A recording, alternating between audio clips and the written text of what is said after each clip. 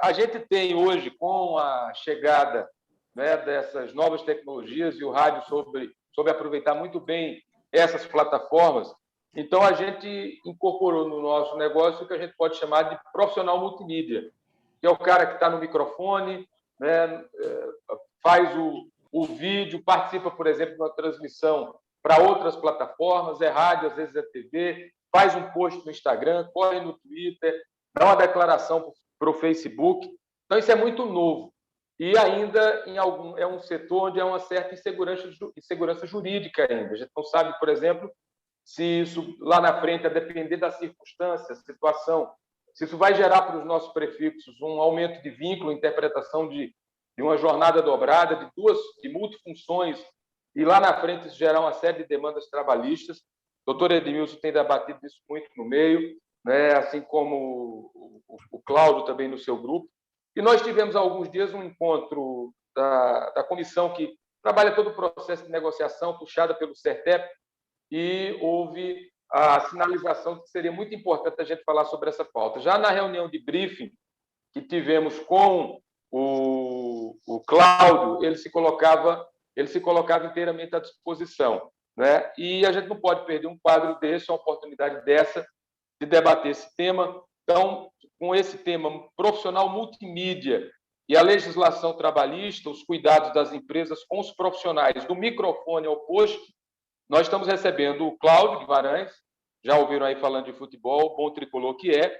Ele é advogado, gestor de relações trabalhistas e sindicais do Grupo Globo, né? Ele tem a responsabilidade do Grupo Globo Rio, tem a responsabilidade da gestão de um número de colaboradores que representa a população de algumas de nossas cidades no estado, né? Especialização em relações trabalhistas e sindicais, graduado em Business Law, mestre em Direito Empresarial, professor de graduação e pós em Direito do Trabalho e Tributário, autor de livros e artigos sobre temas trabalhistas e sindicais. E, gentilmente, se colocou à disposição. Então, ele vai ter aquela fala inicial, aquela apresentação inicial de como o mercado está vendo esse profissional, né? E dos cuidados que nós devemos ter. E, na sequência, como a gente sempre costuma fazer, a gente vai abrir para perguntas, né? E dúvidas dos nossos radiodifusores. Então, Cláudio, mais uma vez, muito obrigado em nome da Radiodifusão Pernambucana.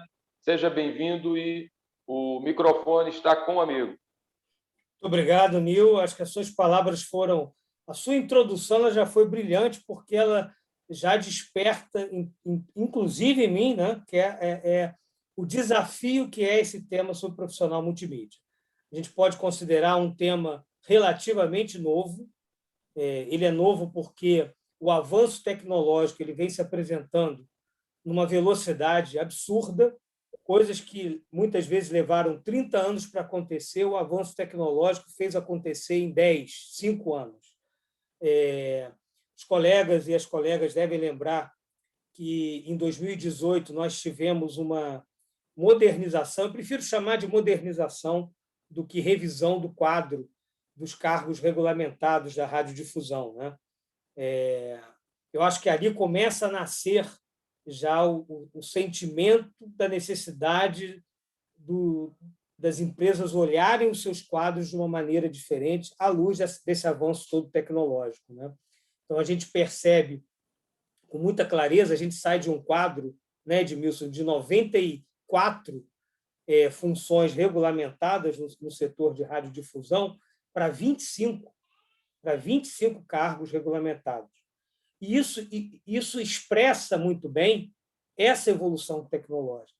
Nesse momento em que há essa mudança, o grande apelo dessa revisão ela foi calcada na questão tecnológica, na questão de que determinadas funções se tornaram obsoletas e portanto, deveriam desaparecer do quadro, e outras que deveriam, na verdade, fundirem, porque não havia mais sentido, na atual conjuntura, você ter um profissional fazendo uma parte do processo e o outro profissional uma outra parte, sendo que hoje você já tem ferramentas tecnológicas que permitem que você, como único profissional, possa operar o que a gente chama hoje de diferentes mídias, né? Então, eu vou pedir para a Cíntia, aqui, por gentileza, colocar, eu trouxe uma breve apresentação, muito mais para servir como um roteiro para o nosso bate-papo.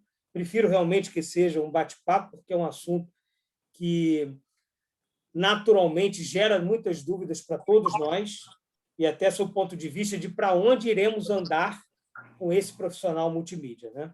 Cíntia, por favor, quando você puder colocar aí na tela, para que todos possam Estou só ver. aguardando o Nil me habilitar aqui. Tá bom, tá ótimo. Eu acho que já foi, já te habilitou.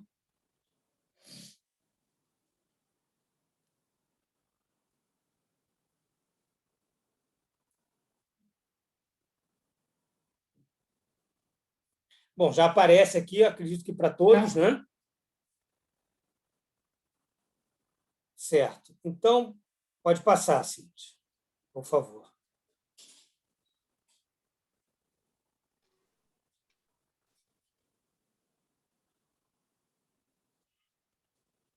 Oi. Não está indo. Deixa eu ver aqui. Congelou?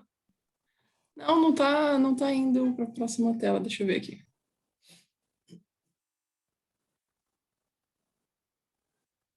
Agora passou de tela. Pode passar mais uma, por favor, se conseguir. Isso, vai por aí que é mais fácil, tá?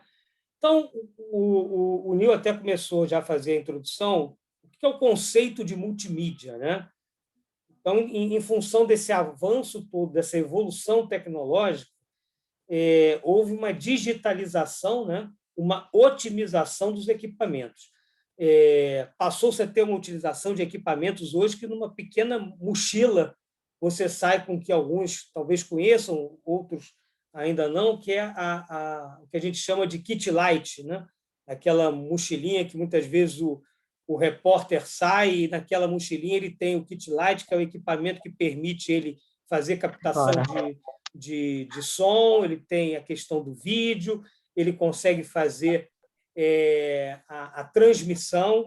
Então, ele consegue, num único equipamento, que antes a gente muitas vezes tinha que usar a UPP para poder fazer isso, a gente acaba fazendo através de um kit light, né? Então, essa integração de mídias, áudio, vídeo, animação, fotografia, texto, num único profissional, esse profissional sendo capacitado, preparado para operar essas diferentes mídias, é o que nós chamamos hoje no mercado de profissional multimídia, que já se apresenta em cursos técnicos, enfim, são profissionais que, com esse conhecimento, eles já conseguem ser absorvidos por um mercado completamente diferente do que existia anos atrás. Por favor, Cíntia, pode avançar aqui. É um profissional que possui um conhecimento, como eu falei, de diferentes tipos de mídias, né? Incluindo sua utilização e aplicação em diferentes plataformas. Então, é o profissional que a gente vê na rádio, é o profissional que a gente vê na televisão, é o profissional que a gente vê no streaming. Então, é um profissional que, com esses conhecimentos de áudio, vídeo, animação, ele consegue aplicar o conhecimento a depender do ambiente que ele esteja, a depender do tipo de plataforma que ele esteja atuando, ele consegue aplicar todas essas mídias num único momento, num único profissional. Planeja, organiza, produz, publica e distribui material de comunicação, né, combinando os sons, as imagens, as animações, vídeos e textos, como eu falei, acompanha as tendências do mercado e o desenvolvimento de tecnologia de comunicação, elabora estratégias multimídias através do monitoramento dos conteúdos consumidos, né? E onde tá inserido esse profissional nas nossas empresas, no mercado, né? Quais são as carreiras, que são as principais carreiras que a gente percebe que hoje são perseguidas por esses profissionais, são as carreiras de direção de arte, a direção e edição de áudio. Tem muitos profissionais especializados em multimídia que estão na edição de áudio, inclusive na regulamentação. A gente tem o editor de mídias editor de mídias audiovisuais, que é um cargo novo da regulamentação, então ele está muito presente ali nessa posição também. A operação de câmera e edição de imagem, né? Cada vez mais o operador de câmera utilizando diversos recursos para poder operar o que antes era só uma operação de câmera, então todo o trabalho de foco, todo o trabalho de iluminação, isso acaba muitas vezes se concentrando no próprio profissional. O web design, que é uma função hoje que em algumas empresas sai até do quadro de profissionais próprios e são contratados através dessas plataformas digitais, né, através de contratos até de autônomos, a produção de software, desenvolvimento de aplicativos, né, e para um mercado que são empresas desenvolvedoras de software, comunicação, publicidade, os estúdios de animação, produtoras audiovisuais, né, o cinema, televisão, rádio, gravadoras. Ou seja, esses profissionais estão presentes em todo esse mercado. Então, é impressionante como algo até pouco tempo pouco falado tomou uma proporção, uma dimensão tão representativa. E, em 2018, nós, na própria regulamentação, começamos a prever, né, nós que eu me refiro, nós da radiodifusão, tivemos o cuidado de já prever isso na nova regulamentação, que essa legislação, que é aplicável ao profissional multimídia, ela existe tanto na nossa regulamentação de radiodifusão, como existe também na de cinema. Quando a gente pega ali a indústria de cinema e produtoras audiovisuais, né, artistas e técnicos em espetáculos de diversão, a figura deste profissional também está prevista lá, né?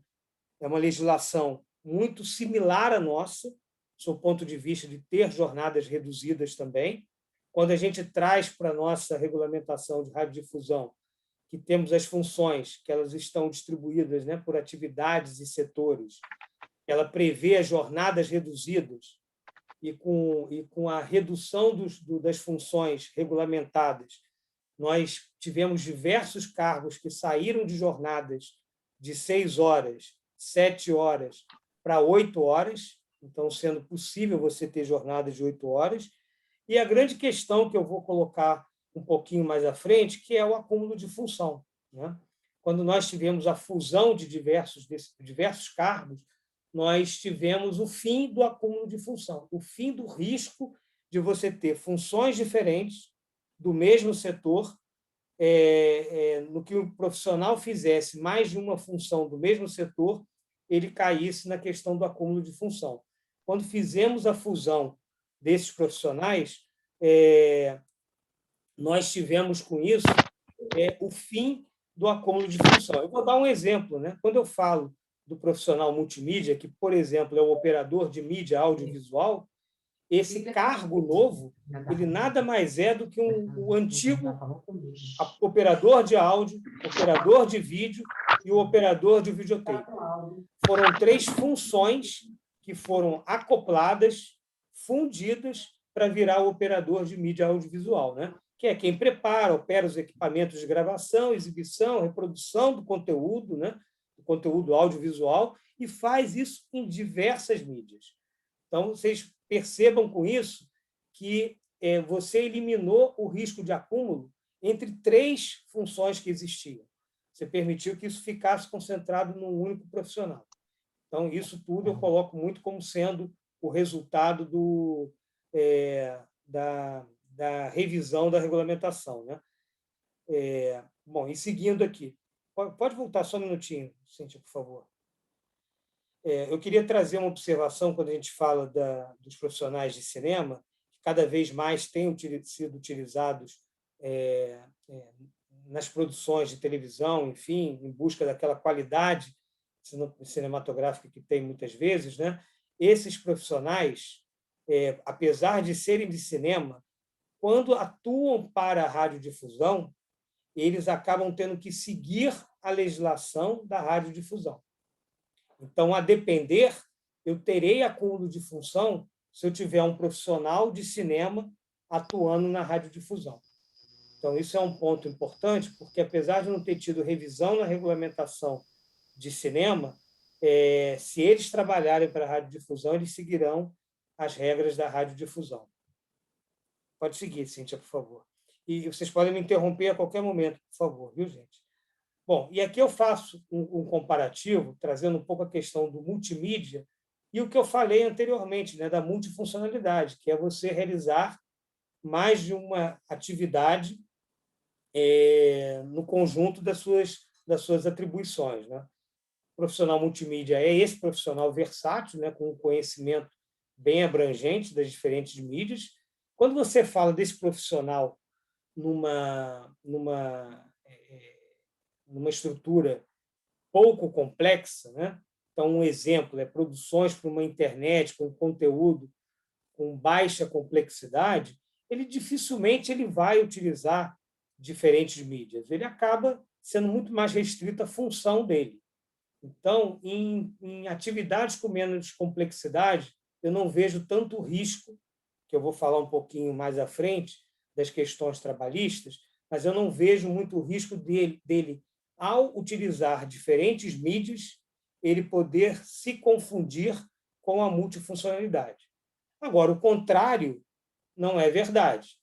Quando eu pego, por exemplo, uma operação mais complexa, quando eu pego assim a tecnologia e o que eu falei da compactação, né, de equipamentos, você pode ter, por exemplo, um jornalista, e aí um jornalista com um celular gravando a matéria, editando num aplicativo específico e transmitindo, postando, né? É como se eu tivesse, né, a situação de ter nessa situação específica o acúmulo de função do repórter, e aí eu acho que isso faz um pouquinho do link do microfone ao poste, né? É como se eu estivesse falando. Neste caso aqui, eu tenho um repórter com mais um acúmulo de operador de câmera, com mais um acúmulo de editor de mídias audiovisuais e de um técnico de sistemas audiovisuais.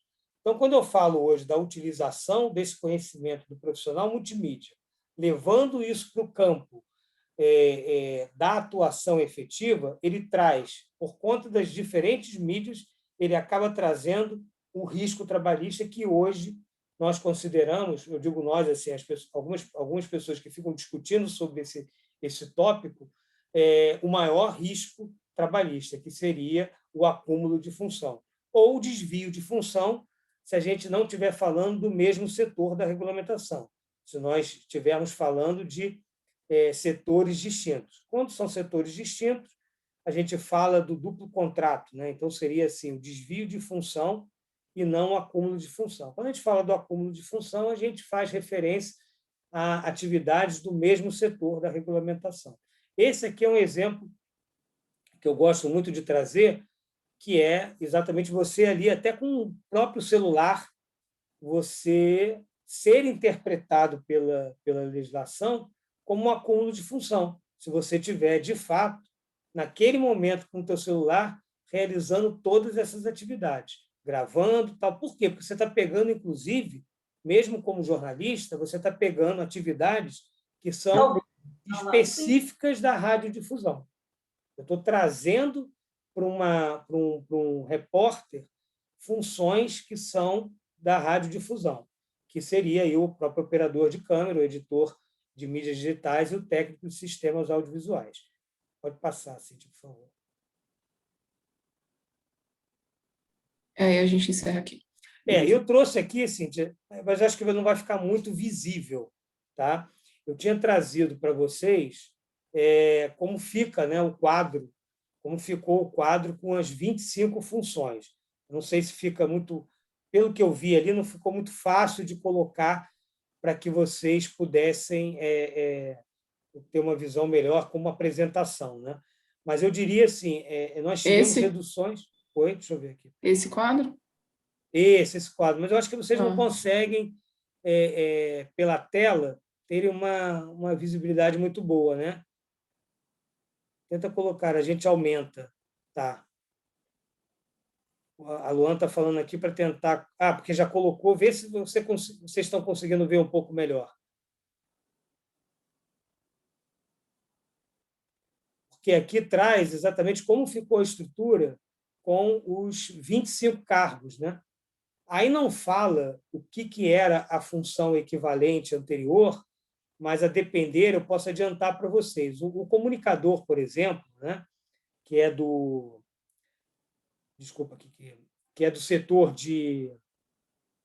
O comunicador, que é do setor de locução, né, que ele tem uma jornada ali de 5 horas, você vê que o comunicador atual, né, que é quem apresenta pela rádio ou pela televisão, né, que é responsável por programas e eventos, realiza as entrevistas e tal, ele hoje já é um profissional que tem apoio de equipamentos de conteúdo audiovisual, ou seja, ele já utiliza diferentes mídias. E veja que interessante, o comunicador, ele nada mais é, na antiga regulamentação, eram aqueles, acho que dava mais ou menos uns 5 ou 6 cargos anteriormente, era o locutor, a gente tinha locutor anunciador, locutor apresentador, animador, comentarista esportivo, locutor entrevistador, eram 7, se eu não me engano, eu não me recordo de todos agora, mas eu acho que eram 7 funções que agora foram todas elas fundidas no comunicador e que faz uso de diferentes mídias hoje, tanto na rádio, faz ou pode fazer, né? Isso é um ponto importante também, porque esse profissional multimídia muitas vezes se prepara para esse tipo de atividade e, a depender da complexidade da empresa, enfim, ele pode utilizar diversas mídias ou não, né? E os outros exemplos que eu já comentei com vocês aqui, que eu acho que é de muita relevância, é o operador de mídia audiovisual e o próprio técnico de sistemas audiovisuais, né? Que era o antigo técnico de sistemas e técnico de captação de som, né? Esse também é um profissional que também opera diferentes mídias. O que eu acho que é importante ficar de mensagem eu não sei quem me perguntou, vai sim, eu posso disponibilizar esse quadro sem nenhum problema, tá? A gente faz isso aí. Nil, depois, como você preferir, eu posso enviar para você e você distribui. Se eu tiver acesso também, eu posso encaminhar para os participantes, não tem problema nenhum, como for melhor. Mas a gente percebe, então, gente, o que eu queria levar à nossa reflexão, né? Esse avanço ele foi muito importante, mas a legislação ela ainda não avançou o suficiente. A questão nossa operacional, a questão hoje de você ter esses profissionais sendo capacitados, preparados para um mercado que se mostra cada vez mais desafiador, ele não acompanha a legislação, infelizmente, ainda não acompanha. Continuamos tendo discussões de acúmulo de função. Eu acho que esse quadro minimizou demais isso. E, é claro, eu gostaria, mas eu não tinha como. Uma coisa que eu gostaria muito era tentar trazer essas funções para a realidade de vocês, porque provavelmente tem funções aqui que não são exatamente com essa descrição a depender do negócio de vocês, que provavelmente vocês pegam, fazem a descrição dentro da estrutura que vocês têm e aí, obviamente, sai dessa titulação, que não é obrigatório. Essa titulação aqui da regulamentação, o que ela serve? É como se ela fosse um índice para dizer, dentro dessa nomenclatura, o que é atribuição. Então, se você faz um depara e muda a nomenclatura, o que para a lei vale? Mesmo com uma nomenclatura diferente, se estiver inserido nessa nomenclatura uma descrição, que essas descrições aqui, quando eu mandar o quadro, vocês vão verificar, são descrições bem genéricas. Quando você pega essa descrição e traz para a nomenclatura da sua estrutura, se ela estiver inserida num cargo A, B ou C, é como se estivesse fazendo um depara para esta nomenclatura da regulamentação. E o que isso significa? Significa a discussão, a depender do depara que é feito da sua nomenclatura na sua estrutura, pela descrição das atividades, carregando para cá, entra na discussão se a jornada reduzida está adequada e se, a depender do que ele está fazendo na sua estrutura, pode ser entendido como um acúmulo de função. Porque na sua descrição pode ser que eu tenha mais de uma atividade que esteja em funções diferentes aqui da regulamentação. Percebe, então, a sutileza que tem nisso, né? O cuidado que a gente tem que ter. Eu acho que a Mônica quer me fazer uma pergunta ali, Mônica. Por favor, fique à vontade, Mônica. Oi, doutor Cláudio, tudo bom? Não Na vai. verdade, o que me deixou, eu estou olhando aqui para esse quadro, tentando aqui encontrar o que a gente tem hoje. A gente trabalha numa empresa que funde tudo isso, rádio cada vez mais é vídeo também, né? Uhum. E a gente acaba e aí eu me fixei aqui nesse quadrinho que você mostrou antes, que é a possibilidade de um jornalista, por exemplo, que capta no celular, edita e distribui. Uhum. Nesse caso aqui, esse risco trabalhista, ele tem sido utilizado em ações específicas, ou é algo que ainda não está sendo utilizado? Porque eu não acredito que seja uma realidade só nossa, é uma realidade da maioria das empresas, que isso Uhum. ocorre efetivamente, principalmente com esses profissionais mais jovens, que dominam essas tecnologias e que têm à disposição uma série de recursos para realizá-las.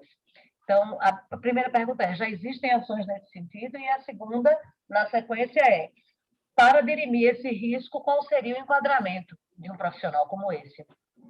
Perfeito, Mônica.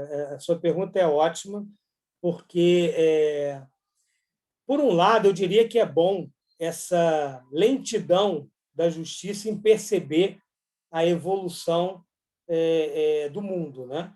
Então, o que eu percebo hoje, aí depois o Edmilson pode complementar com muita habilidade também a realidade do que ele vive, eu não percebo hoje o judiciário capturando essas alterações aí.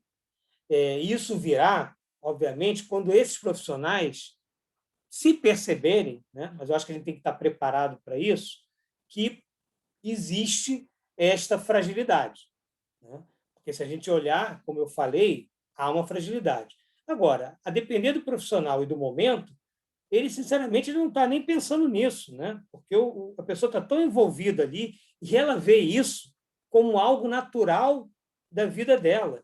É que quando a gente que vem de antes da transição, a gente faz uma comparação e fala, gente, é chocante como tudo mudou.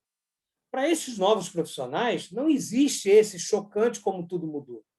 Ele acha o seguinte, se não fosse assim, seria inviável praticamente. Então, como é que eu vou poder ter celeridade? Como é que eu vou poder estar cada vez mais presente e atuante no que está acontecendo se eu fosse atuar como se atuava muitos anos atrás? Por conta da velocidade de que se exige cada vez mais da informação. Porque se você não informar rápido, o transeunte que está com o celular vai informar antes de você, profissional. Não tenha dúvida disso. Hoje, qualquer pessoa com um celular na mão é um repórter. Acaba sendo um repórter. Então, há uma necessidade realmente dos profissionais serem o mais ágeis possíveis. Então, tentando responder a sua pergunta, eu não vejo isso traduzido hoje no judiciário ainda, mano. Eu acho que para isso começar a ser traduzido, você precisa começar a ter mais ações trabalhistas. Eu acho que a parte da fiscalização não está tão atualizada ainda não percebeu isso, ainda está digerindo todas essas mudanças. Acúmulo de função não é um tema fácil no judiciário. Se o advogado não levar, o advogado reclamante não levar isso muito bem estruturado, nem o juiz consegue capturar isso. Isso se perde, isso se confunde. Então, não é um tema fácil de construção para ser pleiteado. Tá? Quando você fala do... Não sei se eu te respondi. Sim, sim, sim. E aí, só complementando o que o senhor estava falando, os profissionais mais jovens, eu estou falando aí na casa dos 25, antes dos 30 anos, de fato, essa não é uma preocupação para eles.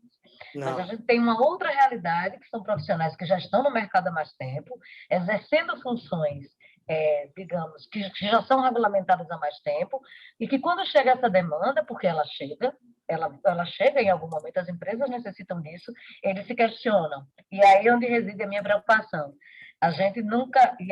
Eu tenho muito cuidado, inclusive, quando a gente vai falar com esses profissionais, porque não é uma exigência de que ele faça. A gente dá as ferramentas e coloca aquilo como algo que pode fazer parte da rotina dele. Mas a gente nota assim, que há uma resistência, sobretudo nesse aspecto, de dizer, poxa, eu estou desviando a minha função, não é para isso que eu existo, quando, na verdade, o mundo de hoje não separa as coisas, né?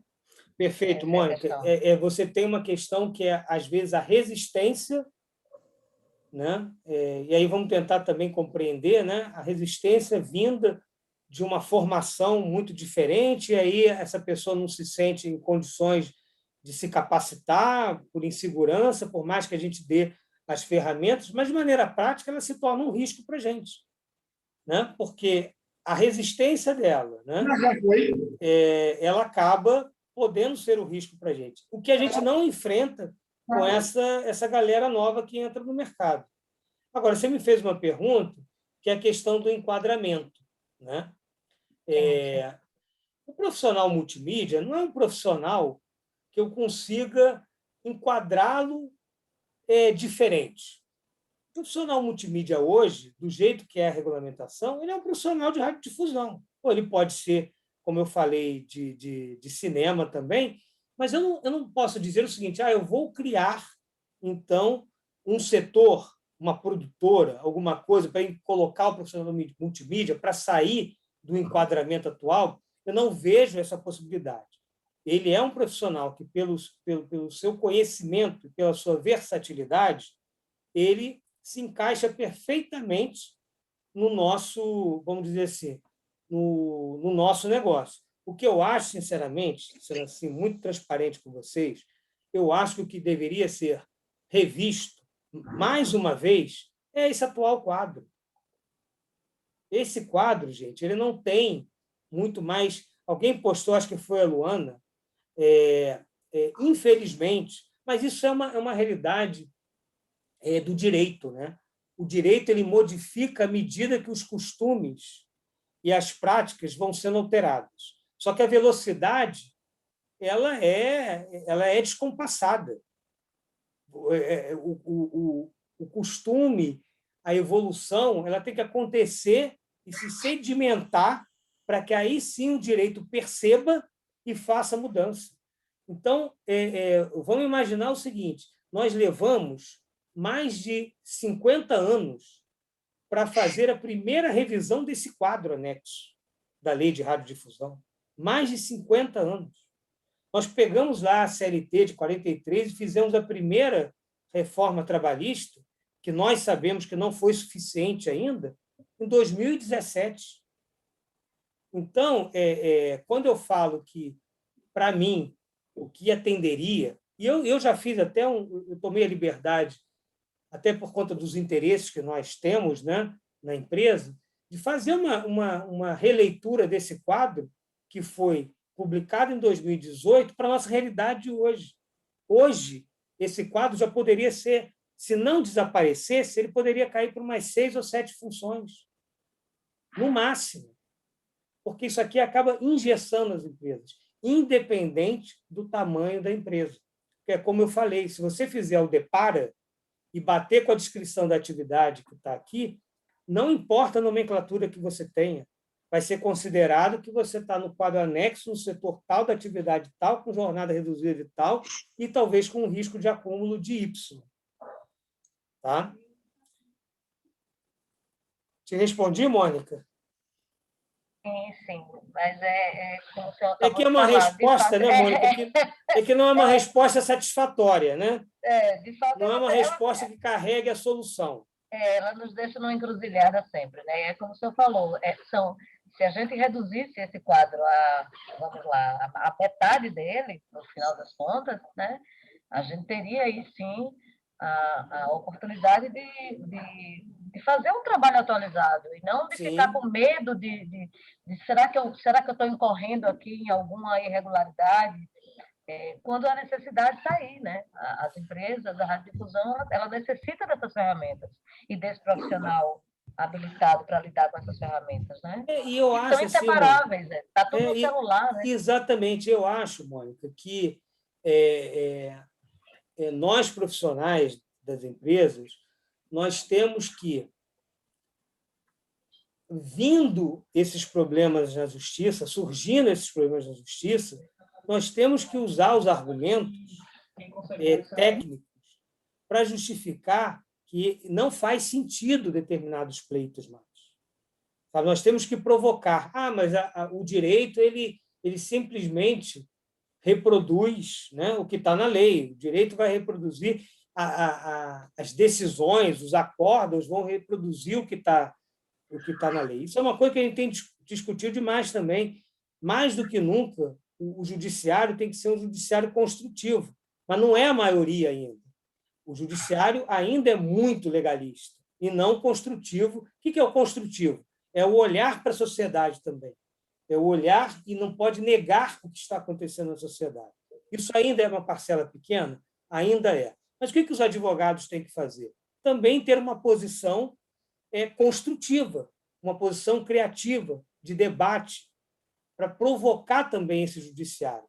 Porque se a lei não vier primeiro, que pelo menos venha o debate para provocar a necessidade de mudança. O que a gente não pode é ficar inerte, é também deixar de fazer o que a gente acredita e é necessário para as nossas operações com simplesmente o receio. É claro, gente, sempre teremos que olhar o custo-benefício dos riscos que nós assumimos, né?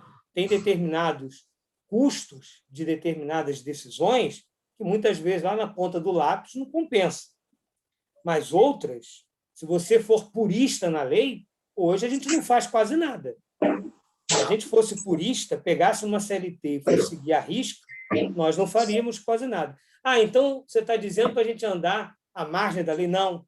Eu estou dizendo para a gente ter instrumentos, desenvolver teses, argumentos para sustentar no judiciário e impactar esse judiciário para que, aos poucos, ele pense de forma diferente. É fácil? Não é fácil. Mas o que é fácil? O que é simples? Não tem simples, né? Acho que alguém fez um comentário ali, eu não pude ler. Deixa eu abrir aqui. Houve continuidade do trabalho da comissão, que, salvo engano, era tripartite que trabalhou na mudança desse quadro. Verdade. Sabe como anda? Se houve continuidade do trabalho da comissão, que, salvo engano, era tripartite que trabalhou na mudança desse quadro? Olha, Luana, esse comitê, na verdade, essa comissão foi desfeita, né? Mas foi desfeita, mas as pessoas que foram envolvidas à época continuam, né? E a intenção é, em algum momento, ressuscitar esse debate. Talvez a dificuldade, isso eu acho que tem que se avaliar. Você aqui não? Sim. Eu acho que tem um áudio aberto ali. Eu acho que a dificuldade talvez seja a questão de um ano eleitoral, enfim. Mas eu acho que tem que se levar uma proposta para... Foi uma comissão tripartite, realmente. Eu acho que tem que se levar uma proposta novamente de revisão desse quadro. Eu acho que isso tem que acontecer o mais breve possível. Mas tem que se entender um momento político melhor para se fazer isso também, né? A gente está praticamente às vésperas de uma nova eleição e a gente sabe que as coisas, para serem apreciadas no judiciário, elas ficam, em ano de eleição, fica quase tudo travado, né? Só vai adiante aquilo que interessa para ano eleitoral, né? Ou ano eleitoral ou eleitoreiro, né? Como preferirem chamar.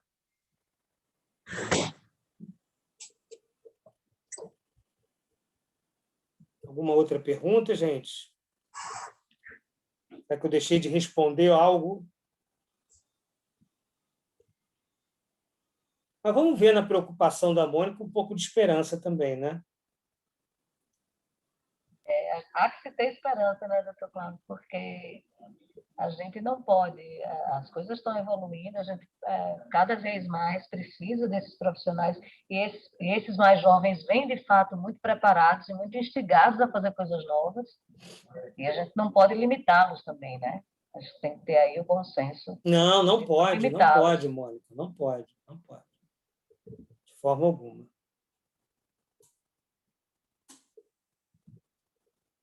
Vamos lá, gente. Quem tem mais alguma dúvida Acho que a Um Mônica outro foi ponto. na análise dela, porque já respondeu certamente às dúvidas de muitos profissionais, né? Uma dúvida muito comum é se até que ponto isso pode ser discutido com o colaborador, Cláudio? Qual o risco, qual é a linha que a gente tem que ter cuidado ao transpor quando discute com ele, por exemplo, que função esse profissional vai ter na rua, por exemplo, o repórter que vai fazer uma reportagem para o veículo e vai fazer um post em rede social. Muitas vezes é combinado como gestão, né? Acaba sendo encaminhado. Então, qual é a linha que a gente tem que ter cuidado para não transpor, para não gerar dolo, gerar riscos aí para a gente? Não, eu acho, Nil, quando você colocou, na tua fala, você já carregou um pouco do que eu tenho percebido que tem se feito, né? É muito a questão do combinado, né? Porque se você começa a reproduzir isso em contrato, talvez você acene com muito mais atenção, que eu falo assim, bom, então vamos colocar isso tudo no contrato, mas isso tudo que está em contrato está reproduzido como no meu enquadramento salarial aqui, na minha tabela salarial, porque o fulano acaba que faz isso, mas como é que está a composição da remuneração dele? Porque perceba que, muitas vezes, isso é um anseio desse profissional também. Ele tem nisso, infelizmente, ser um anseio dele não é suficiente para nos proteger juridicamente, mas passa um pouco pela sua palavra combinado. Esse combinado, eu tenho visto que tem funcionado, né? Talvez às vezes aonde eu vejo alguns momentos de insatisfação é quando o profissional fala: poxa, mas eu estou trabalhando tanto e a minha jornada? Essa jornada já está começando a me incomodar. E eu não estou ganhando mais nada por conta disso. Ali pode ter vamos dizer, uma fragilidade, né? Sob o ponto de vista da lei, a única coisa que ampararia é você reconhecer o acúmulo, se for o caso, e pagar 40%, que é o que a lei fala friamente, pagar 40% em cima da maior remuneração entre as que ele estiver fazendo. Se você fosse transformar isso a termo, né, colocar num contrato, que ele faria mais de uma atividade, transformar o combinado num formalismo, aí você passaria que praticamente tem que assumir os 40% de adicional, né, que é o acúmulo. Fora isso, sempre que possível, e aí eu acho que é um combinado com todo o respeito, né, que é você dizer, olha, é dessa forma, e aí administrar o tempo, administrar a carga quando possível, é o que eu vejo que tem funcionado, pelo menos nesse momento ainda de tanta indefinição, né? É o que tem funcionado em muitas áreas. Através de muitos gestores eu tenho visto isso. Fulano, olha, ficou muito sobrecarregado agora, vamos compensar isso no outro dia, vamos fazer dessa maneira, se concentra mais nessa parte, tira um pouquinho o pé do acelerador, deixa eu trocar ali, e vai nessa linha. Entendeu? Eu percebo o seguinte: o empregado se sentir respeitado é fundamental nessas discussões. Tá? Perfeito. Bom, daqui o Chico Fernandes falando aqui no bate-papo, ele está registrando o Chico de Petrolina.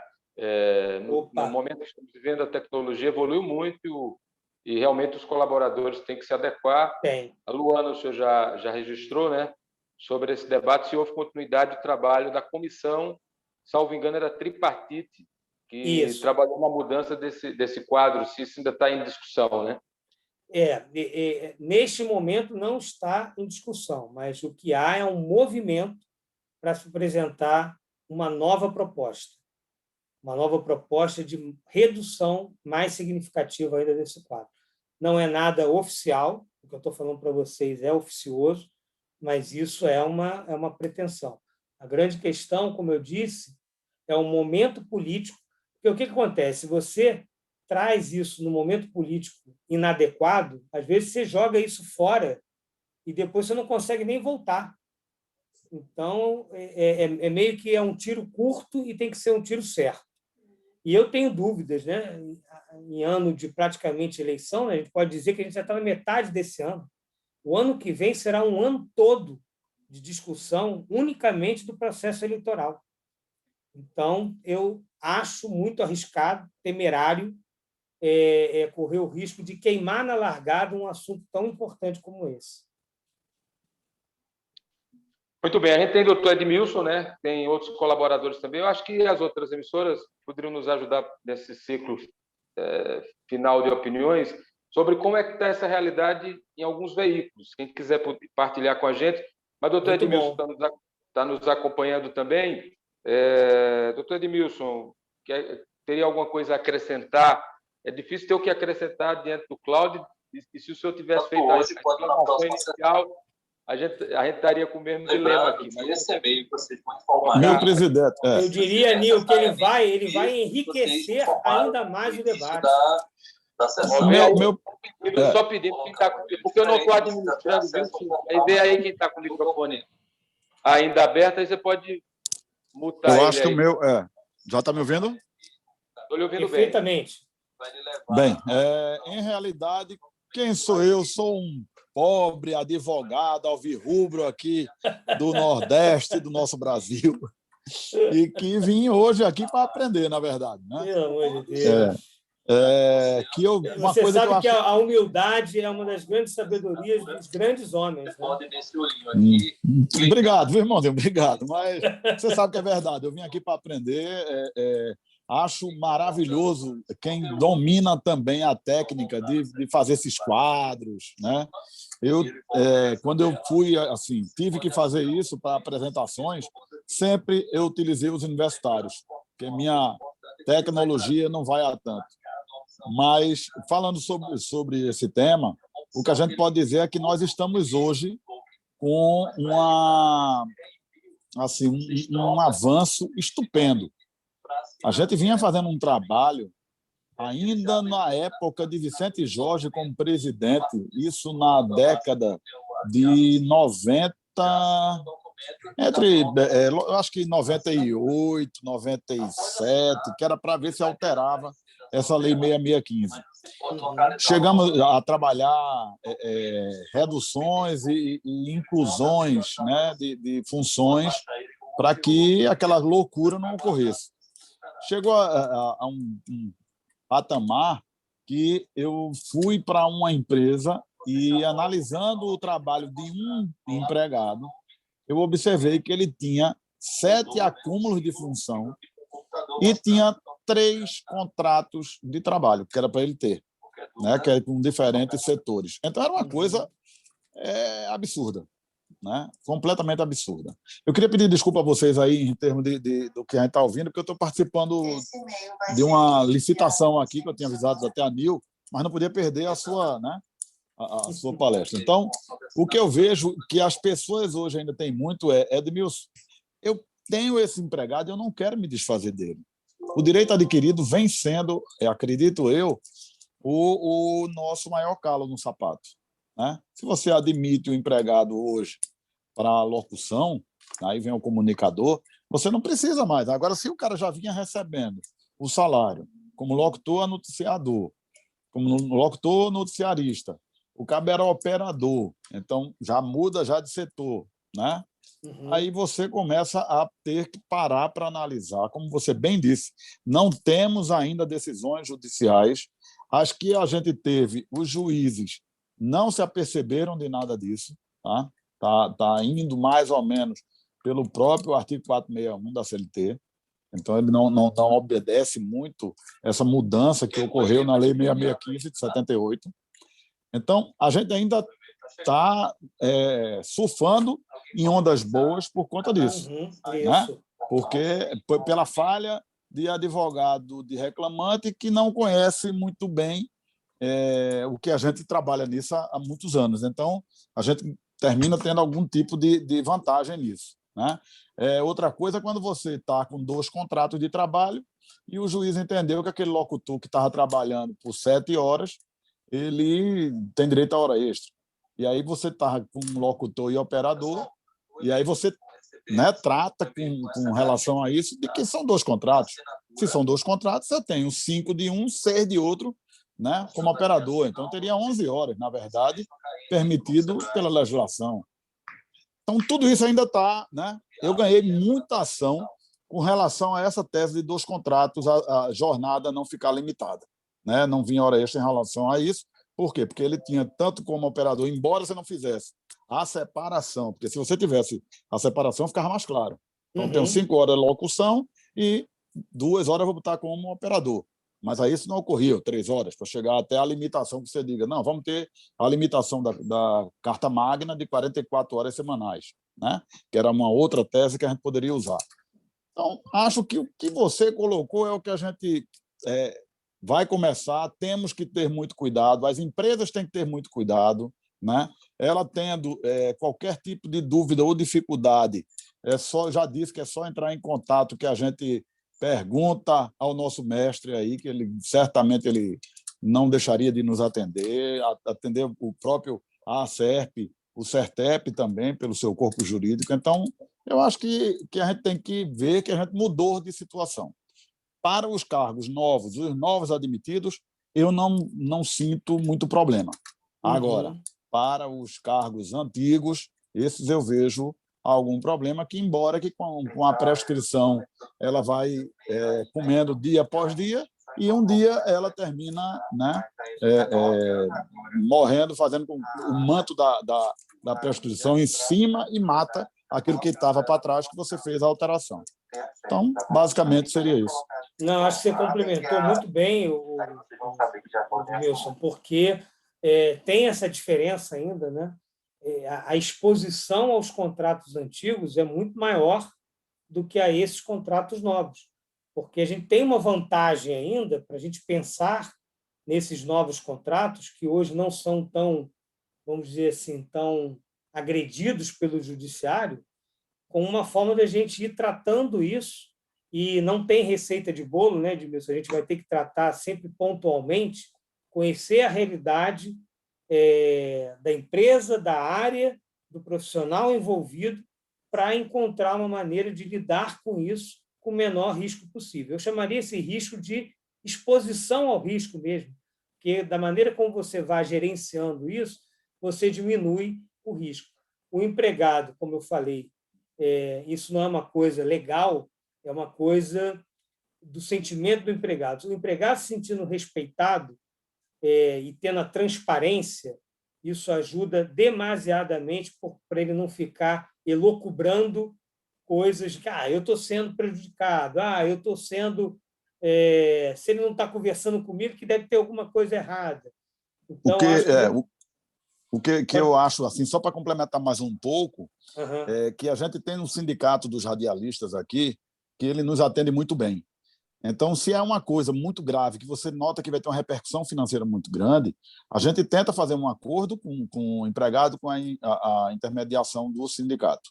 E Perfeito. se não conseguir com o sindicato, a gente fazer qualquer alteração, como ela teria que ser bilateral, mútuo consentimento, desde que não causasse prejuízo atual ou futuro, né? Mas eu pensaria muito em que você fizesse qualquer alteração sempre por escrito, porque depois de, como você bem disse, 2017, ocorreram mudanças maravilhosas. Uma delas é que hoje o negociado se sobrepõe ao legislado. Né? Então, hoje a gente pode, sim, tratar desses temas num acordo individual. Daria mais validade se fosse coletivo, lógico, mas um acordo individual. E se tiver com participação do sindicato, também melhor. Melhor ainda.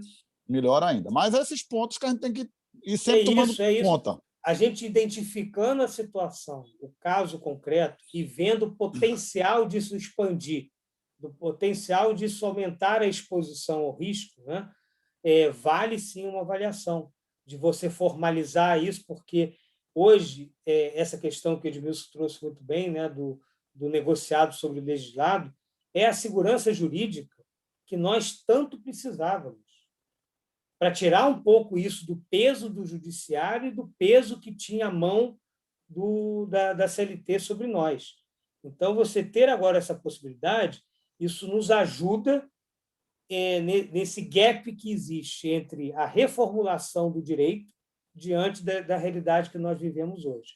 Então, por isso que a análise pontual do que cada empresa está vivendo pode nos levar a essas soluções, sim, essas alternativas que são muito importantes.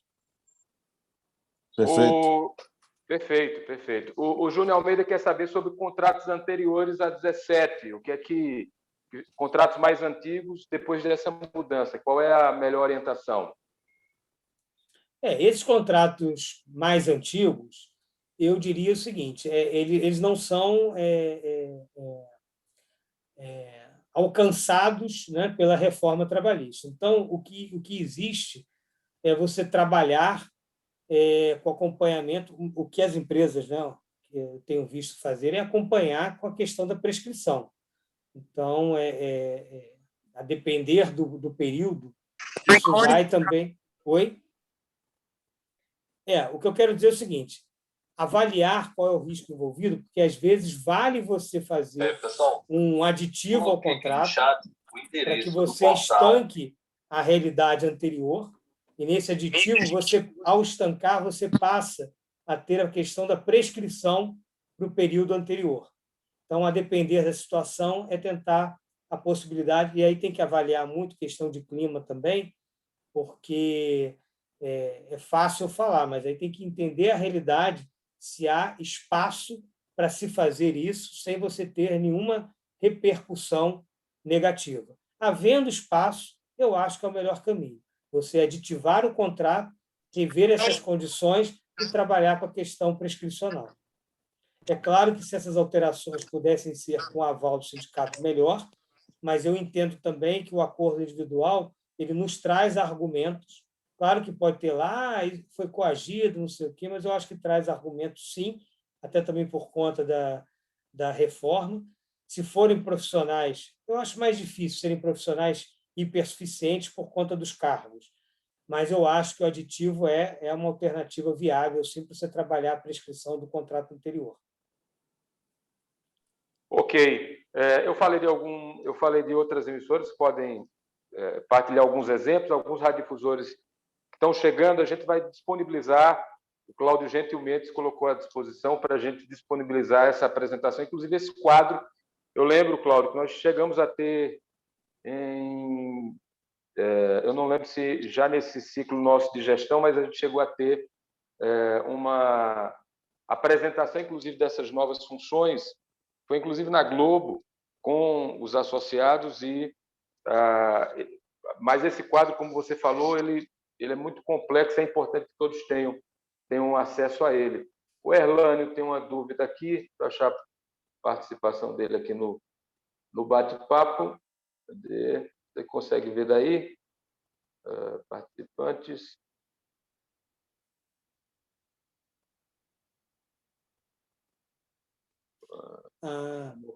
Localizar a mensagem dele aqui.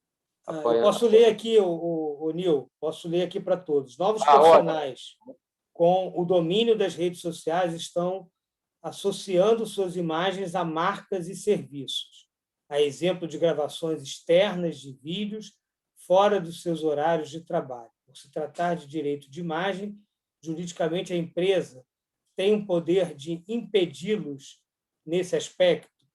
Olha, o Irlânio, é uma questão difícil, porque você teria que ter previsões no contrato de trabalho dele de restrições. Como ele não está no horário de trabalho dele, e você coloca a questão da imagem, isso teria que estar explícito em contrato de trabalho, que a exposição da imagem dele, de alguma forma, vincula a imagem da empresa. E, assim mesmo, o trabalho dele, fora do horário de trabalho, tem que trazer algum tipo de vinculação à imagem também da empresa. Por exemplo, se ele tiver no horário dele, fora da jornada, com exposição em vídeos, enfim, em gravações, YouTube e tal, de assuntos completamente alheios e que, de forma alguma, faça remissão à empresa, não há problema nenhum. Nem em contrato eu vou poder vedar isso. Mas qualquer tipo de associação ao negócio, aí sim eu posso, de maneira contratual, explicitar essas restrições. Tá? Muito bem. Só um adendo com relação a isso. Eu estou tendo um problema agora no Ministério Público de Belém do Pará. exatamente por conta de uma alteração do contrato de trabalho que nós fizemos. Não é na radiodifusão, tá? É uma universidade particular, que é o NAMA, é muito famosa lá, né, em Belém, é muito grande. E o procurador está dando em cima porque eu fiz uma alteração no contrato de trabalho de todos os professores, primeiro, para tratar do trabalho remoto, né, que é necessário você fazer a alteração contratual. Isso. Então, neste mesmo aditivo, a gente já trata da imagem, porque, de todo jeito, o professor está utilizando aquela imagem dele, etc. e tal. Então, a gente também, como eu já tinha feito vários na área de radiodifusão e de televisão, né? Você está utilizando a imagem e hoje é importante você deixar claro, porque senão o cara depois vem cobrar, né, pela utilização da imagem. Sim. Então, a gente tem tido uma discussão muito grande. E com relação a isso, dele utilizar a imagem da empresa, era importante, quando fizesse essa alteração contratual, já constar, né, essa necessidade de ele só poder fazer isso se ele tiver autorização expressa da empresa, sob pena de ser aplicado as penas previstas no artigo 482 da CLT. Perfeito. Advertência, suspensão e demissão por justa causa. Perfeito. O uso da imagem dele, que ela seja totalmente desvinculada da empresa, ou seja, é como se fosse uma cessão da imagem não onerosa, que isso não pode, de alguma maneira, gerar ônus para a empresa, né? Nenhum tipo de ônus. E a questão também de que, quando houver o mínimo de vinculação do que ele faz com a empresa, que tenha que ter uma autorização expressa da empresa, porque, do contrário, ele não pode fazer isso. Ele não pode associar a imagem dele à empresa, em hipótese alguma, a não ser com a autorização expressa da empresa. Perfeito. Ivan Feitosa, nosso presidente, Rádio Liberdade, membro da diretoria. Ivan. Daqui a pouco, clica com F5 que a gente vai avisar, o e-mail foi enviado. Boa tarde a todos. Parabéns aí pela exposição. Quando você mostrou aquele quadro, eu comecei a refletir aqui e lembrar o seguinte, que enquanto o jornalista evoluiu, houve um retrocesso muito grande no radialista, justamente por conta de tanto acúmulo, né? Quer dizer, é muito mais fácil hoje para as empresas, no nosso caso aqui, que estamos em Caruaru, e que tem 2 faculdades de jornalismo, é muito mais fácil hoje a gente contratar o jornalista do que contratar o radialista.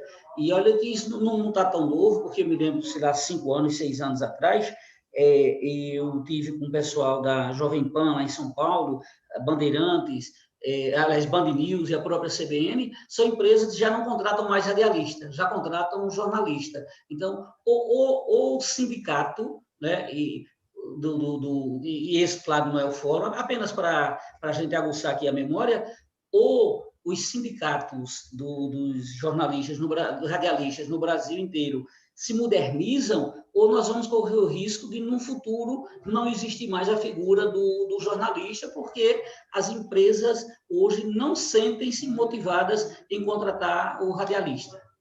O Ivan, por isso que eu falo que é um assunto rico, cada vez que um fala, acrescenta mais elementos para o debate, né? Você trouxe um ponto importante, que é o seguinte: por que acabam privilegiando o jornalista? Se a gente voltasse naquele slide, você veria que, apesar dele ser jornalista, e aí a gente fala em acúmulo de funções de radialista, na lei, na regulamentação do jornalista, não há acúmulo, não há previsão de acúmulo. O que há, a depender de alguns juízes de pequena parte do judiciário, é entender que, se um jornalista estiver fazendo atividade de radialista, que é aquele exemplo, né, de você pegar outras 3 funções que seriam de radiodifusão, que é o jornalista ali com o seu celular ou com um kit light, né, aquela bolsinha para sair para fazer o trabalho, é ele entender que é o acúmulo. Mas aí é um juiz de um determinado lugar entendendo que isso pode ser acúmulo, fazendo analogia, porque, como o jornalista está trabalhando ali para a radiodifusão, pegando atividade de radiodifusão, teria acúmulo. Mas a lei não fala em acúmulo para jornalista. Então, isso é um dos elementos que tem feito muitas das empresas, ao encontrar essa brecha, falar, cara, é muito melhor eu contratar o jornalista do que o radialista, porque a legislação do radialista ela é muito pior. Primeiro que eu não tenho cargos regulamentados no jornalismo como eu tenho na radiodifusão. E segundo, como eu falei, não tem o acúmulo. Oficialmente não há o acúmulo. É um risco que está a depender do judiciário. Aí a empresa fala, eu vou nessa lacuna, eu vou nessa brecha, melhor trazer o jornalista. Então, Ivan, tua colocação é perfeita. As empresas têm feito isso sim. E se os radialistas, a radiodifusão, não se modernizar, vai ficar muito ruim para os sindicatos mesmo. Vai ficar muito ruim. Muito bom ponto, Ivan. Obrigado, Ivan, mais uma vez. Eu queria só fazer um adendozinho para não ficar muito distante, Nil, com relação ao direito de imagem, que me veio à mente na hora que a gente estava discutindo aqui, de que suponhamos que o empregado não está trabalhando para a empresa, mas está utilizando, né, a imagem da empresa. Ele pode depois, se vier para uma ação trabalhista, pedir horas extras, né?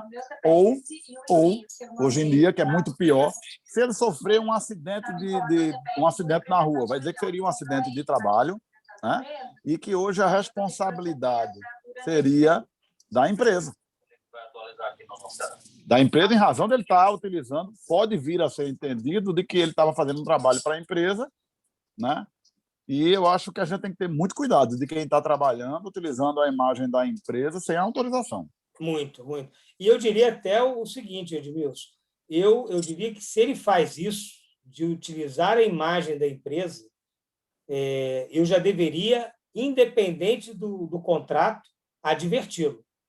Porque aí é como se eu já estivesse fazendo o seguinte, na advertência, eu já estou sinalizando o seguinte, olha, você precisa ter autorização expressa. Na ausência de autorização expressa, você não poderia ter feito isso. E já adverte ele. Porque adverte, você está apenas notificando, dando ciência a ele. Você está dando condições de que ele não incorra nisso novamente. Então, de pronto, eu diria, não sei se o Edmilson tem a mesma opinião, mas no uso indevido da imagem da empresa, eu advertiria o empregado. Independente de aditivo, de nada, eu advertiria. Perfeito. Muito bom. Mais alguém quer tirar mais alguma dúvida? Eu acho que as grandes dúvidas, as mais comuns, foram plenamente dirimidas pela brilhante participação do Dr. Cláudio. Mais alguém quer falar? Acho que já registramos. Bom, então é isso. Eu quero agradecer muito ao Dr. Cláudio. Vou pedir para o senhor ficar com a gente um pouquinho mais para a gente receber esse segundo convidado para fazer uma fala. Será um prazer, será um prazer. Fazer uma fala. Mas não me chama, Nil, por favor, não me chama de doutor, não. Não tá me bom, chama, não. Tem que ser de casa, fica tranquilo. Então, quero agradecer muito a sua disponibilidade mais uma vez, né, de debater com radiodifusores de todo o estado um tema que é tão atual. Dizer mais uma vez que ele gentilmente vai disponibilizar esse material para a gente mandar e que os nossos veículos cada vez mais se adequem. A gente precisa se adequar à realidade de 17, que foi alterada em 2017 com essa reforma, mas já pensando numa possibilidade, né, de um debate perene sobre isso, porque as coisas evoluem muito rapidamente e a gente já vive na radiodifusão essa transformação, a gente já vive essa história para mim, no nosso meio, não é a história do que vai ser o futuro já chegou por tudo que a gente está vivendo, essa saraivada de fatores ligados à pandemia e à tecnologia também, e sempre que possível a gente vai incomodar, né, o amigo com esse debate, esperando que essa pandemia realmente arrefeça logo, que a gente tenha condições de se encontrar presencialmente. Eu sei do seu amor por Pernambuco e a gente não vai perder a oportunidade de tê-la aqui e de lhe dar um abraço tão logo seja possível. Então, muito obrigado mais uma vez. Muito obrigado, Nil. Eu espero com muita ansiedade, não só que passe a pandemia por uma questão de de saúde para todos nós, mas que nós possamos voltar ao convívio presencial, porque é claro que o virtual trouxe grandes vantagens, né, na questão do ganho de tempo, da locomoção, mas nada substitui a gente poder estar próximo das pessoas para fortalecer os laços. Eu acho isso muito, muito, muito, muito importante. E acho excelente a tua colocação de manter a perenidade desse debate. Eu acho que nós temos profissionais, você dentro do próprio jurídico da SERV, da Sertep, o Edmilson, e eu podendo também colaborar para que a gente mantenha esse tipo de debate vivo, trazendo os casos que surgem, para que a gente, em cima deles, a gente possa evoluir com consistência e se resguardar infelizmente, das lacunas que a legislação, eu diria assim, que nos prega, né? Que nos traz e que, de alguma forma, acaba nos deixando vulneráveis. É fundamental a sustentação e a perenidade desse tipo de debate, viu? Muito bem colocado. E muito obrigado. Muito obrigado. Muito obrigado. Eu vou dar sequência, porque ele está em trânsito, vou pedir para o Cláudio acompanhar. A SERV foi procurada pelo Armando Barros, o Armandinho, do Pulô de Mandacaru, e eu tenho dito que, nesse período, o rádio de Pernambuco deve muito ao forró. E eu sei que é uma relação, nós somos quase que irmãos siameses. O forró também, né, tem uma relação muito próxima com o meio rádio, principalmente em nosso estado. Estamos aí uma semana de um período junino, período de maior, que seria o período de maior aquecimento para esse mercado, né, principalmente para o forró tradicional e também, né, para as nossas emissoras. A gente está falando, por exemplo, temos muitos radiodifusores de Caruaru que sabem, né, o impacto que nós estamos tendo com a não realização de mais um período junino, né? Apesar de que alguns têm se reinventado, rádios que imaginavam que a gente só ia repetir os shows de São João do ano passado, e esse ano a gente está tendo que trazer de volta, se adaptar à história das lives. Então, foi criado um movimento no Estado chamado Somos Forró, com inúmeros artistas, dos mais talentosos desse ritmo, e um movimento dessa monta, dessa natureza, ele não precisa nem de autorização, ele só precisa abrir passagem, caminho, não é? Eu tenho dito sempre que, por nossas características, Pernambuco tem que se encontrar cada vez mais, ou se reencontrar, em alguns casos, com Pernambuco, também na radiodifusão. Isso não é a crítica, é apenas uma defesa genuína do nosso papel como a SERV, respeitando as individualidades, respeitando a linha editorial de cada emissora de rádio e de TV, mas entendendo que esse é nosso papel. Então, nós somos procurados pelo Armandinho.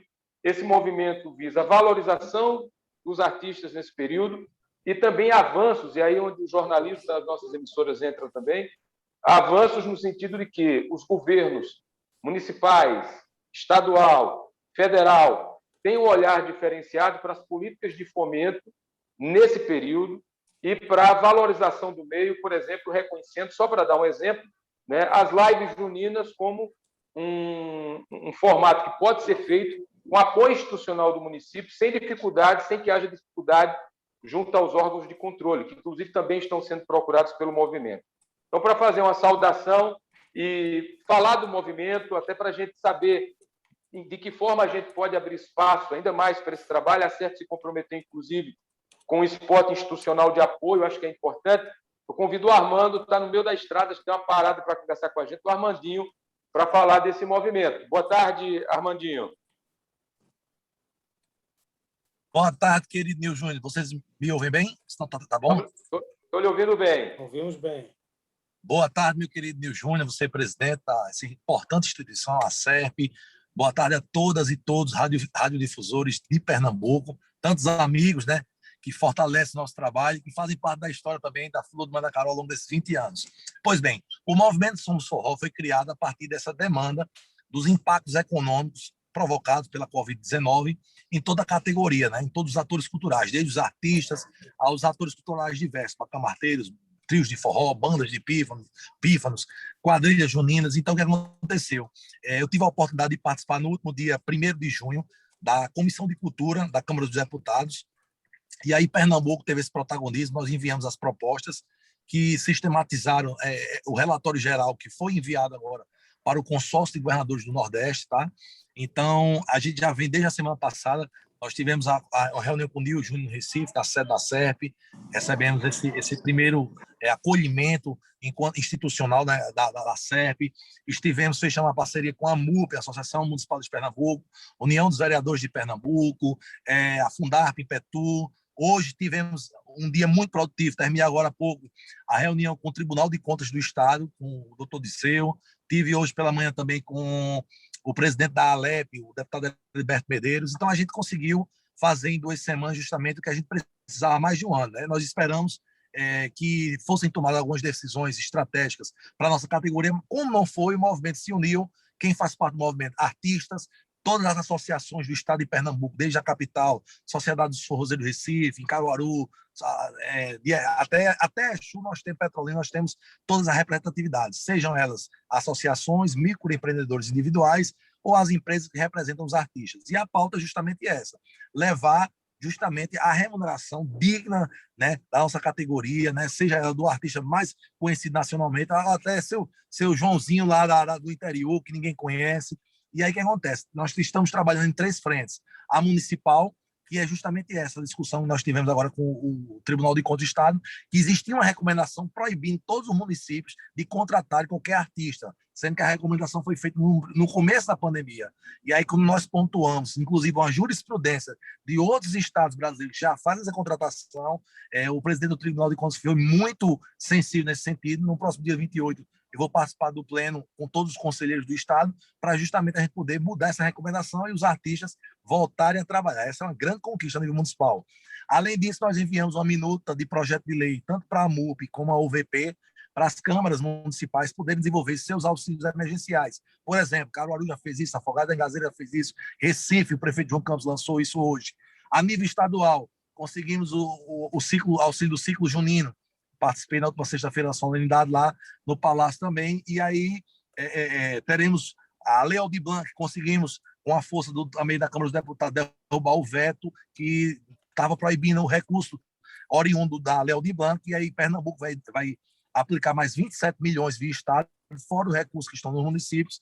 E aí onde é que entra a SERP nesse papel? A grande dificuldade do pequeno artista ao grande artista, por exemplo, também com as linhas de crédito, nós estabelecemos um contato direto com o Ministério do Turismo e a Superintendência Nacional da Caixa Econômica Federal, porque nós temos o Fungentur, temos o Pronamp, temos a Lei do Pesca de retomada de eventos, e muitos artistas e associações não sabiam como conseguir, a burocracia era muito grande, e aí a gente está conseguindo em 3 níveis sanar esses problemas. E a SERP chega em que sentido? No apoio institucional. A gente está falando das rádios e televisões de Pernambuco que podem levar acesso à informação correta.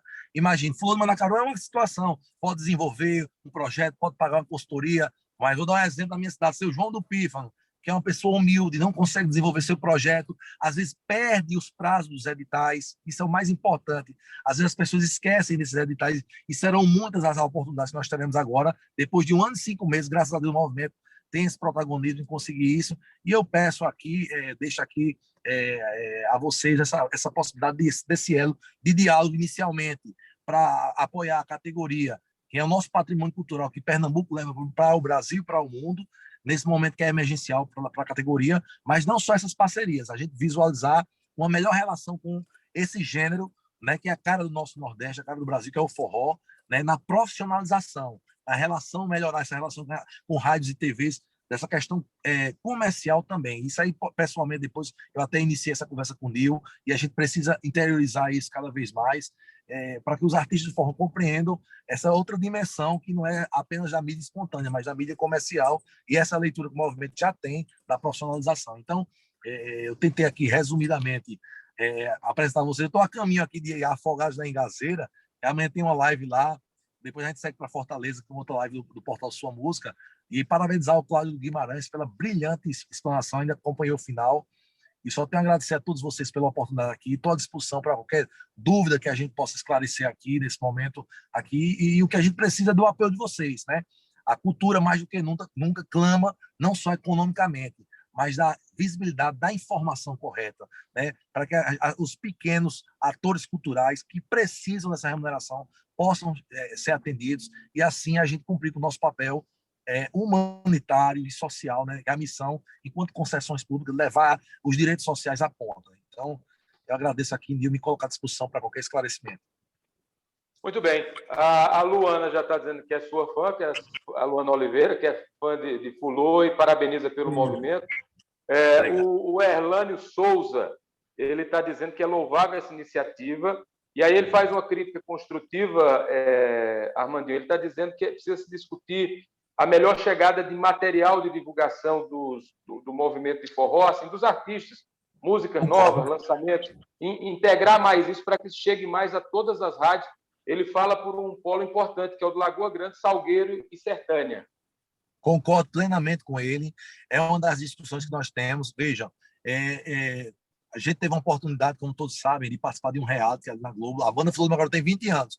Quando nós participamos, em 2016, ganhamos o reality, nós tivemos, além da oportunidade de ganhar um prêmio, de participar da visibilidade, de ter uma série de ações em termos de gestão, de empreendedorismo, de relação pública com o mercado, né? com a mídia de uma maneira geral, e isso é a grande dificuldade que a gente vem enquanto movimento no Nordeste do forró. A gente vem melhorando essa relação com o forró estilizado, com o gênero do piseiro, lógico, ideologicamente cada um tem a sua opinião, mas o forró perdeu muito ao longo do tempo por não se comunicar com outros gêneros. E a gente vem mostrando que, apesar de ser diferente, de ter cada um sua opção ideológica, no rock and roll a gente tem o rock, o pop rock, o heavy metal, e todo mundo dialoga entre si. O sertanejo tem o aniversário, e o nosso forró precisa entender que tem a hora da pauta estratégica, estar junto, né, de entender essas estratégias de comercialização. Então, uma das questões que a gente apresenta é essa. A gente está fazendo semanalmente, todas as sextas-feiras, formação de grupo, né? Por exemplo, trabalhando agora com eles sobre os streams digitais, sobre a relação com o mercado. A gente precisa estreitar esse elo de mercado. E aqui eu me coloco à disposição. Por exemplo, a gente conseguiu fechar uma parceria hoje com a TVI, por exemplo. O nosso Júnior também faz parte aí.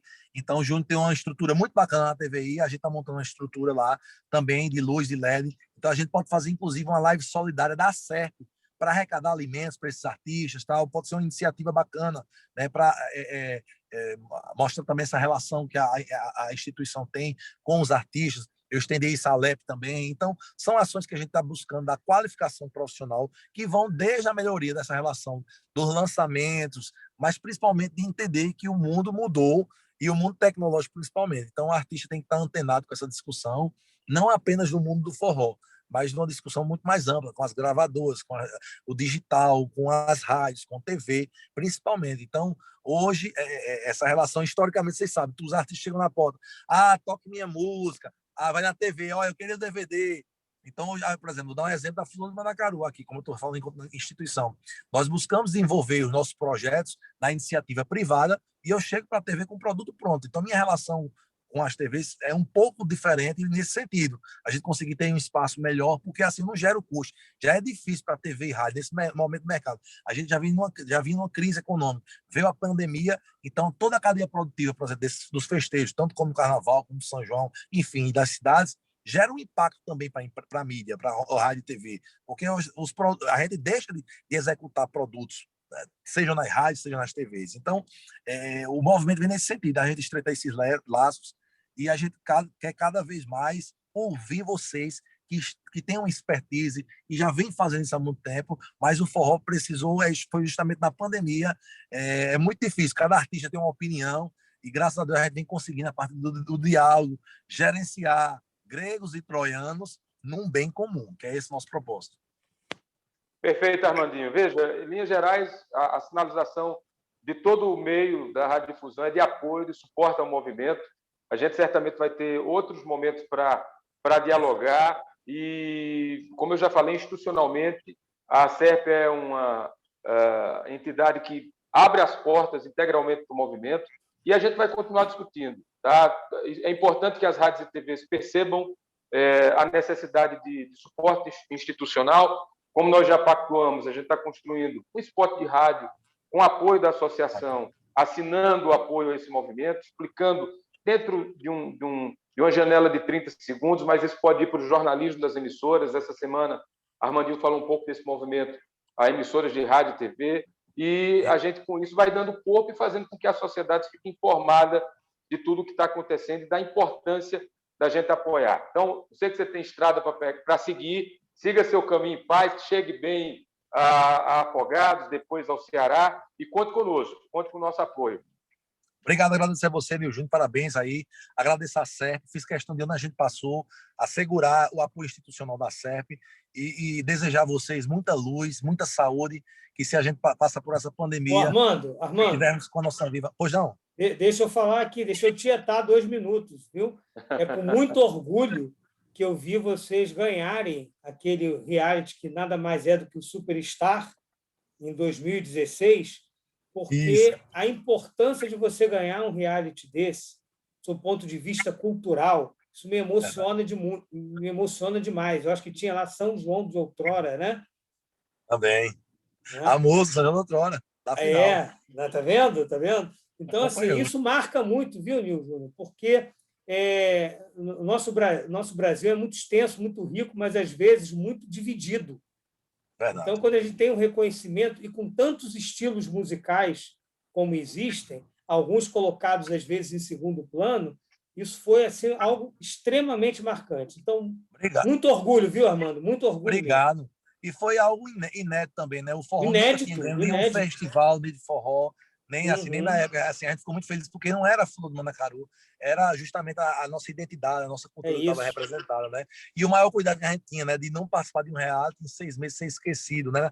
E aí é o cuidado que a gente vem tendo, justamente esse. Eu lhe agradeço o carinho e espero ter honrado, né, a nossa cultura, a nossa música popular brasileira. O forró é música popular brasileira e estou sempre à disposição de vocês para aprender com vocês e, na medida do possível, na minha humilde contribuição, poder ajudar a nossa cultura e a nossa comunicação e radiodifusores de uma maneira geral. Obrigado de coração, viu, gente? Parabéns, Armando. Parabéns. Valeu. Perfeito, Armandinho. Obrigado. Bom, gente, para encerrar Obrigado, amigo. Para encerrar uma última informação, nós estamos construindo como associação, né, um acordo de cooperação com o Banco do Nordeste para uma linha de crédito específico para a radiodifusão. Deve ser o segundo estado do país. Nós tivemos uma reunião, convidamos para essa reunião a coordenação da reunião do próprio Banco do Nordeste, indicava que o convite era para a presidência da associação, mas a gente conseguiu abrir para a diretoria no primeiro momento, para que outros radiodifusores pudessem ouvir, entender o que é esse acordo que já foi formatado no Ceará, que é onde fica a sede do Banco do Nordeste, lá com a nossa Carmen, que é a presidente da Associação Cearense. Foi muito solícita e nos ajudou na articulação para a gente abrir caminhos para trazer esse modelo para Pernambuco. Então, nós já estamos analisando, na reta final, o doutor Edmilson, inclusive, deu suporte, a minuta, né, do acordo de cooperação, que prevê uma linha de crédito para longo prazo, para capital de giro, para o FNS Sol, que é de energia solar, e outros programas de linhas de crédito com um orçamento que o banco tem no global para os estados com os quais ele pretende atuar, de 5 bilhões de reais destinados para esse público. E Pernambuco deve ser o segundo estado do Brasil, depois do Ceará, a formatar esse acordo. A gente já está em tratativas com o Banco do Nordeste em Pernambuco, assinando o acordo de cooperação e marcando o encontro, porque minha preocupação, a reunião segunda foi muito boa, mas a preocupação maior é com os encaminhamentos, né? Não adiantava a gente fechar e deixar solta essa coisa do fio para já sentar com o Banco do Nordeste aqui em Pernambuco e começar essa discussão. Então, ela já está andando, né? Aqui da nossa diretoria, nós tivemos a participação de alguns membros, aqui dos que eu vi, né, dos muitos radiodifusores que eu estou vendo aqui, o Ivan e o Júnior Almeida, por exemplo, estavam na reunião, né? O Júnior já tem, inclusive, como radiodifusor, feito uma tratativa ligada à energia solar. Eu acho que agora, com esse programa, com esse acordo, a gente vai conseguir destravar muita coisa, que não tem sentido fazer um acordo de cooperação desse, levar isso à imprensa, dar visibilidade e não fechar nenhum contrato. Eu acho que o banco vai tentar flexibilizar, principalmente essas questões ligadas à burocracia, que são tão presentes nessa relação. Não sei se Ivan ou Júnior querem comentar alguma coisa do que acharam do encontro e se realmente a gente abre uma janela aí para para as nossas emissoras terem acesso a um crédito com custo mais baixo e com melhor perspectiva para o fortalecimento dos veículos. Podem acrescentar alguma coisa se tiverem interesse aí do que a gente debateu segunda. Ô, presidente, acrescentar que Paulinho, né, da NASA FM, e Ana Amélia também participaram. Exato. É atrativo, né? A proposta do banco é atrativa, porque a taxa anual de juro é de 4,80, né? E você não tem aquela danação de taxas. Quando da aprovação do projeto, você paga 0,5%, tá? Em uma única vez. E a taxa anual é essa. Você pode ter aí uma carência de até 5 anos e 15 anos para pagar para a compra de equipamentos. O que me preocupa é que o banco exige uma garantia de 130% sobre o montante pretendido. Então, se eu quero R$1 milhão para comprar equipamentos, eu tenho que dar um imóvel de garantia de 1.300.000. E aí a gente entende que poucas empresas, pelo menos eu estou falando de Pernambuco, né, lógico, da nossa praia, e principalmente do rádio, tem um patrimônio dessa magnitude para dar como garantia. Eu acho que algumas empresas vão tentar e vão esbarrar nisso aí, porque não tem realmente esse bem a penhora. Perfeito. Vamos levar essa discussão com eles e acredito que nessa reunião que a gente vai ter com o superintendente em Pernambuco, a gente pode falar, tentar melhorar essa condição de contrapartida de garantia, a gente pode tentar melhorar, se isso vai ter resultado prático ou não. O que a gente garante tem uma linha que é específica e o que a associação puder fazer para ela chegar ao maior número de radiodifusores possíveis nessa discussão, ela vai buscar fazer, né? E realmente agradeço a Ivan, a Ana Amélia, Paulinho e a Júnior Almeida que lá estiveram participando dessa conversa, e a gente vai, durante os nossos encontros, dando visibilidade a isso. Tá? Alguém tem mais algum informe? Pois não. Nil, Emanuel, bom conselho, boa tarde a todos, um prazer participar novamente de reunião. Nil, a título de sugestão, em termos de garantia para essas operações do BNB, normalmente existe um fundo de aval, né? Isso aí poderia ser discutido com o BNB, porque você paga pela garantia, não somente a hipotecária, no caso de 130%, mas pelo FGV. Não sei como é que ficaria o BNB nisso daí, nessa condição, em termos de negociação. Ótimo. Me ajude com isso. Depois eu vou pegar mais informações para a gente me municiar bem sobre isso, Manuel, para a gente buscar emplacar junto ao banco. É uma saída interessante, realmente, trabalhar essa perspectiva de deixar de ter essa garantia que eles estão pregando e trabalhar via fundo de aval. E a gente está à disposição, pode levar isso para eles ainda, para discutir com Pernambuco. Tá ok? Obrigado, Tranquilo, então. meu presidente. Ótimo. Mais alguém? Acho que, em linhas gerais, é isso. Bom, eu quero mais uma vez agradecer a todos, né? Nós tivemos radiodifusores de todas as regiões. Alguns justificaram ausências durante o dia por questão de agenda, mas estou muito satisfeito com o quórum novamente. Abraçando a todos, agradecer a todos que participaram, foram mais de 30 radiodifusores envolvidos nesse debate, mais aqueles que vão receber, que pediram para receber o material e tiveram problema de agenda e não conseguiram participar, radiodifusores que representam veículos em todas as regiões, né? Enfim, estamos muito satisfeitos com mais esse encontro e a gente vai dialogando aqui pelas redes sociais da associação, continue seguindo, acompanhando, e também por nossos canais e à disposição de cada um, como a gente tem feito. Tá bom? Então, muito obrigado a todos. Cláudio, obrigado mais uma vez. Muito obrigado, Nil. Muito obrigado a todos, viu? Até logo. Muito bom. Tchau. Obrigado a todos e até a próxima, tá? Até muito a obrigado. Próxima. Até a próxima. Até logo.